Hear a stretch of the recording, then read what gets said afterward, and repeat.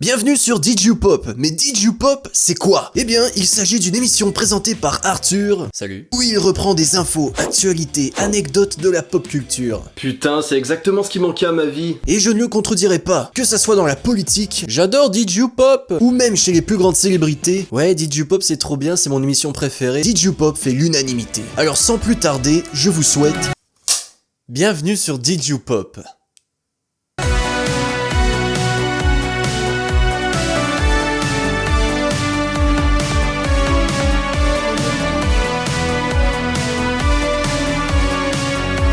« 50 détails dans 50 films, c'est parti. Dans The Batman, le premier indice que The Riddler envoie à Batman est une carte avec un squelette qui dit « De ton ami secret ». Une référence un peu sinistre au tueur du Zodiac. Un assassin coupable de plusieurs meurtres à la fin des années 60 et au début des années 70 qui n'a jamais été identifié. Effectivement, cette personne avait aussi envoyé une carte à la police avec un squelette dessus qui dit « De ton pote secret ». Tatum était un des personnages préférés des fans dans le premier opus de Scream sorti en 1996. Malheureusement, elle meurt dans ce même film. La tristesse. Dans le 5e volet qui est sorti 26 ans plus tard, nous pouvons apercevoir que son frère Dewey a gardé ses cendres chez lui. À la fin de Titanic, l'horloge annonce 2h20 du matin. C'est exactement à cette heure-ci que le bateau a coulé dans la vraie vie. Le logo de Murray dans Joker est écrit avec la même police d'écriture que la série animée Batman, sortie dans les années 90. En parlant de Batman...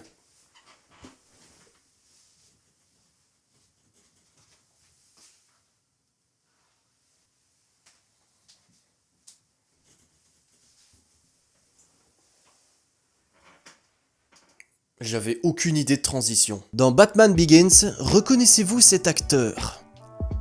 Ce petit bâtard. Dans le film Disney Zootopia sorti en 2016, nous pouvons apercevoir deux petits éléphants qui portent des costumes d'Elsa et d'Anna de la Reine des Neiges. Petit indice sur la suite de la saga puisque le deuxième opus de Frozen est sorti 3 ans après. Dans Evil Dead, le personnage de Ash saute par-dessus quelque chose lors de cette scène. A priori, cela semble naturel. Mais après réflexion, on peut se rendre compte qu'il a sauté par-dessus son caméraman, ce qui est assez atypique puisque dans l'univers de cette fiction, la caméra et l'équipe de tournage n'existent pas. Ce qui veut dire que le personnage saute par-dessus absolument rien. J'aime beaucoup les easter eggs dans les films. Tu sais, les petites références cachées un peu n'importe où dans ton histoire. Eh bien, je vous assure que les boss dans ce domaine sont les studios Pixar. Vous ne me croyez pas ? On est parti. Dans Turning Red, un jeune garçon porte un t-shirt Escapula, groupe de musique que l'on voit performer dans Coco lors du spectacle. Dans Coco, une affiche des Indestructibles version squelettique apparaît très subtilement dans une scène. Dans les Indestructibles, les personnages mangent du chinois dans une boîte qui est la même que celle de Bugs Life, Ratatouille,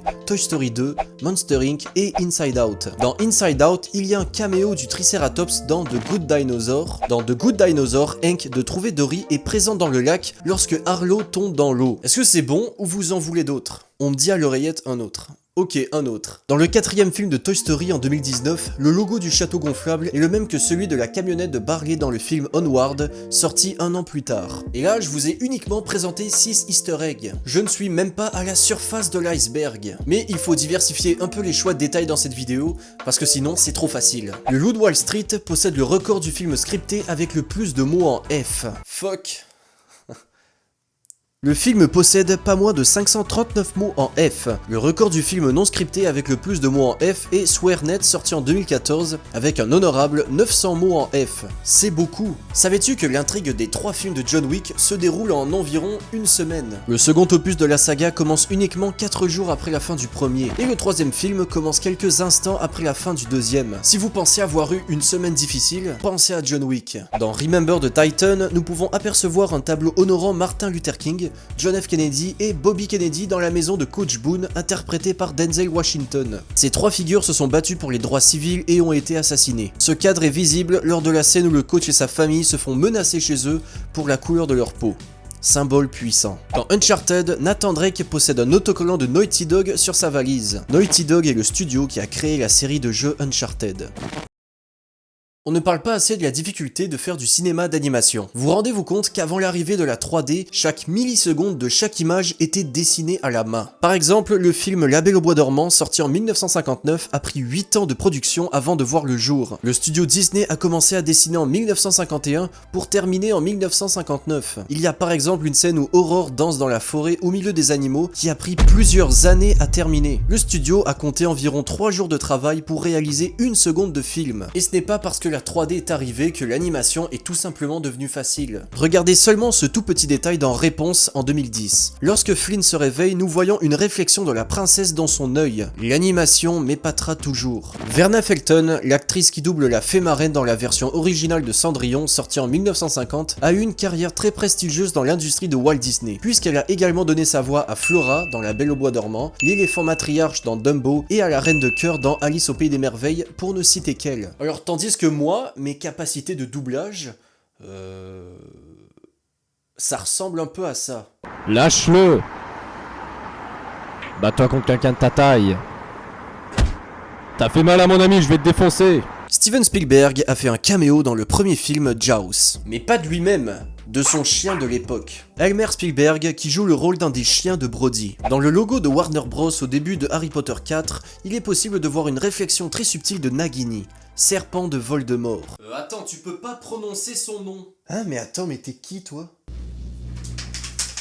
Arthur Inc, vous avez modifié le cours de l'espace-temps en prononçant le nom de celui qu'il ne faut pas prononcer, donc pour cette raison, je ne vais pas le prononcer. Qu'est-ce qui se passe? Ce qui est un indice de la fin du film, puisqu'il se termine avec le retour de celui dont on ne doit pas prononcer le nom. Dans Harry Potter 5, dans la salle à manger, on peut voir que les sorciers ont leur propre marque de céréales Cheerios. Celle-ci se nomme Cheerios. Dans le premier Harry Potter, dans le générique de fin, l'acteur qui a incarné Voldemort, oh là, arrête, est crédité comme celui dont on ne doit pas prononcer le nom. Dans Infinity War, Groot joue au jeu Arcade Defender, un jeu créé en 1982 par Entex Industries. C'est l'histoire d'un pilote qui se bat contre plusieurs aliens pour protéger des gens. Un résumé assez approprié pour ce film. Ce n'est pas du tout cette arcade. Nous avons une apparition de Howard the Duck lors du combat final d'Avengers Endgame. C'est la deuxième fois que nous le voyons dans le MCU. Après les Gardiens de la Galaxie sortis en 2015. Dans le 8ème Fast and Furious, la scène où Dom se fait harponner par les autres voitures est un clin d'œil à une scène de Hitman Agent 47 où l'assassin se fait également harponner. Dans le deuxième opus de Pirates des Caraïbes, lorsque la tribu se prépare à faire bouillir le capitaine Jack Sparrow, on peut apercevoir que l'un des indigènes porte une perruque de gouverneur. Ce qui veut dire qu'un gouverneur est autrefois atterri ici. Et que son destin n'a pas été le même que celui de Jack Sparrow. Si vous avez regardé quelques-uns de mes derniers shorts, vous devez savoir que je suis un grand fan des Mickey Mouse cachés dans les films de Disney. Je vous fais un topo pour ceux qui ont aucune idée de quoi je suis en train de parler. En gros, Disney cache énormément de références de ses œuvres dans leurs films. Et ils ont une tradition plus vieille que moi, et très certainement que vous aussi, c'est de cacher un petit easter egg de la souris emblématique du parc dans absolument tous leurs films. Par exemple, dans Encanto, la forme de cactus est la même que celle de la tête de Mickey Mouse. Encore une fois, dans le film Frozen, un Mickey peut être aperçu très subtilement dans le magasin. Cette fois-ci, dans Les Mondes de Ralph, un dessin du personnage de Mickey Mouse est visible au-dessus du magasin d'arcade du film. Dans La Princesse et la Grenouille, on voit un Mickey Mouse. Non.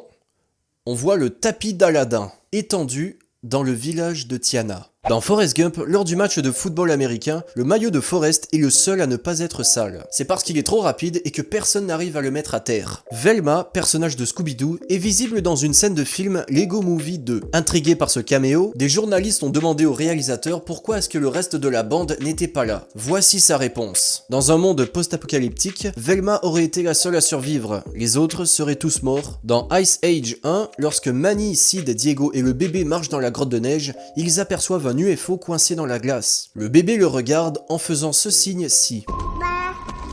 Pour les fans de Star Trek, j'en suis pas un. Abonne-toi. Vous aurez sûrement reconnu le salut vulcain popularisé par Spock.